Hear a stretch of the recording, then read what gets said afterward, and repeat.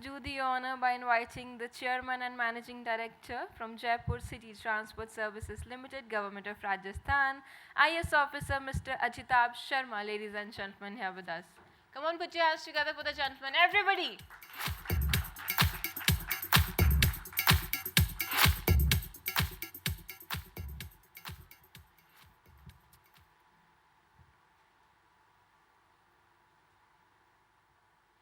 So, good morning everyone, and the esteemed guests and all the audiences, the industry representatives, and particularly the Lieutenant General Vinod ji. He spoke for a very short time, so I'll also not take long enough, but there are few things which I would like to address. First of all, I am thankful to Observe Now and their team for inviting me here and giving this opportunity to express my thoughts about digital transformation, and particularly the topic about decoding the vision for digital India. There are few things which I would like to express in a short period of 7 to 8 minutes. First, about myself, I am an IAS officer of 96 batch. So I have worked for around almost 27 years in different sectors: water, energy, social justice, education, urban transport, then mining, petroleum, irrigation department too.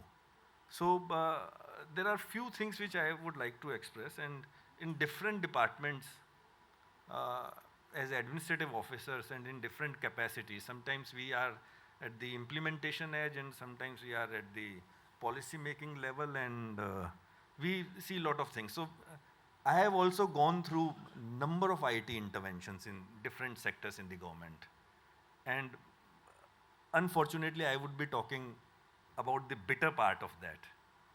So there are a lot of successes which we have seen. We have seen number of projects coming to fruition and giving benefit to large number of people and citizens at large, but there is a bitter side to it also. So I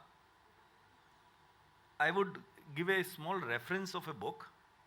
If anyone gets an opportunity to get hold of it, just simply read it, because the industry representatives are also present here. That book is by Kopolsky and named The Technology Fallacy. The Technology Fallacy, and it speaks about what all is happening in the IT world, particularly from the industry side and the businesses and the government side. So it says that, and I'll give you an example. So the so-called IT revolution which we see around us in the world is mostly related, and rather only sometimes in some of the countries, it is only related to citizen-centric services, that is the individuals. And as per that research, the IT interventions are most easily and most expeditiously adopted by individuals. So it is something like Uber, Ola, Zomato, UPI payments. So these are the initiatives, these are the applications which are citizen-centric, and even in the government, within the government. So the 90% of our IT initiatives are related to citizen interfacing services, which we have been very successfully able to roll out.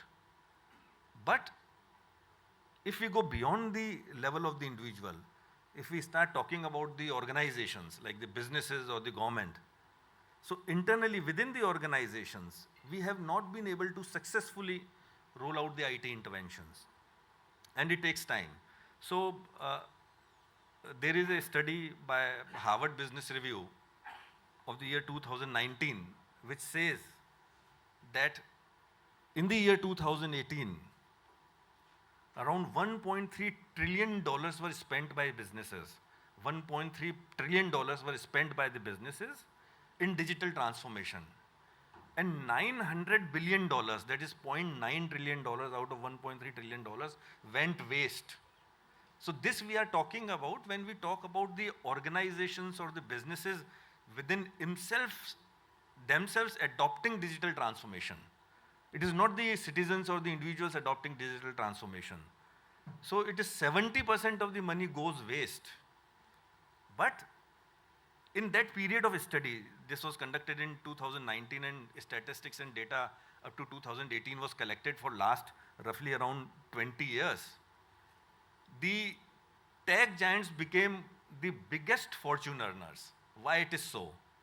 So and even as of now, the top 5 companies of the world as per market capitalization, 4 are tech giants. It's like Apple, Google, Meta, Amazon, and one is oil company, Saudi Arabian oil company, Aramco. So the tech industries are making huge money, but mostly by selling their products and services. This we have to note, and this always worries and bothers me also. They have become, and as per market capitalization, the valuation of Apple is roughly around $3.2 trillion. And Indian GDP is $3.7 trillion. So it is not too far away. So Apple, as per market capitalization valuation, is close to Indian GDP. It's about to touch it. Simply by selling products and services where individuals and citizens are concerned. But when it comes to selling products to the government or to the organizations or to the businesses, the HBR, the Harvard Business Review says that they make loss of, the companies, the clients, the users, they make loss of 70% of their investments. So there is the challenge where it lies. And my only point is that, because the industry representatives are also here, and what we normally hear sitting in the government in different departments is the attitude of the digital or IT industry is that, sir, I have got a solution, do you have got a problem? So they would come with a product कि मैं आपकी इस समस्या का समाधान कर सकता हूँ, आपके पास समस्या है क्या, do you have a problem? Because I have got a solution. It should be other way around. And ultimately what happens, I have seen it in the energy department, roughly around 400 crores of rupees spent around 8 years ago. And one of the top tech companies of the country, I am not naming that company here, around 400 crore plus rupees spent, and all almost gone waste on a very single and simple issue, that the system which they developed is not scalable, it is not interoperable. So these are the challenges. When we talk about decoding the digital transformation for India, my only request with the industry is that we have to start thinking about these issues, that why IT interventions, when we deal with citizen interfacing public services, they are extremely successful. May it be Amazon, Google, Uber, Flipkart, Zomato.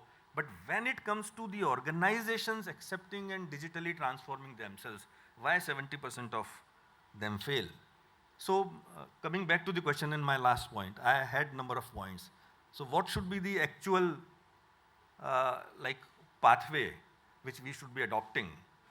So when I say that we are not adopting internally, and the major problem is that book very well mentions that it is more about the individuals within the organizations, that why the IT interventions are not successful, why it is so troublesome, because there is internal inertia, and there is a lot of fear about losing the jobs if the IT replaces the task which the employees or the officers are doing. Sometimes there is lack of capacity, there is lack of capability, and we can survive even without doing that. That is why these interventions fail. So if we have to develop some kind of, or conceive some kind of pathway, so my only point is, I am finishing after it, that we should start utilizing digital interventions in areas like water, energy, resource conservation, circular economy, biodiversity protection. We never talk about having IT solutions for these products because they need lot of integration. I work particularly in water and energy sector, that is my passion area. So if you talk about water, digital intervention, it is not only about having a smart meter. So you need smart meter, you need IoT, you need cloud computing, you need backend platform of actual manpower, you need systems for predictive decision making, you need systems for preventive maintenance, you need GIS setup for mapping out your assets both underground and above ground. Then how it helps in decision making to the policymakers. Does that happens? But you will find lot of vendors coming to you and trying to give you IT solutions just to sell the hardware or the services like smart meters or some IoT sensors. It doesn't happen like that. So we tried few things in. So it is about integrating those number of solutions, which is a very complex proposition. So that is the real usage of IT.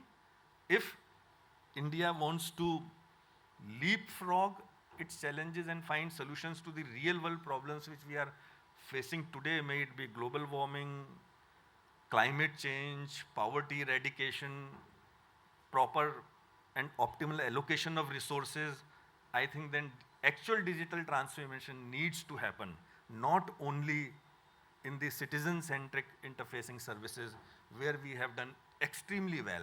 And it is not only about getting from inline to online. That is what we have best achieved. We have removed the lines. From Q, we have reached to QR code. But ultimately the solution lies in transforming our internal functioning within the governments, within the organization. A whole set of business process re-engineering is needed. And I think that is what actual decoding of digital transformation for our country is. Thank you. Thanks a lot for inviting me.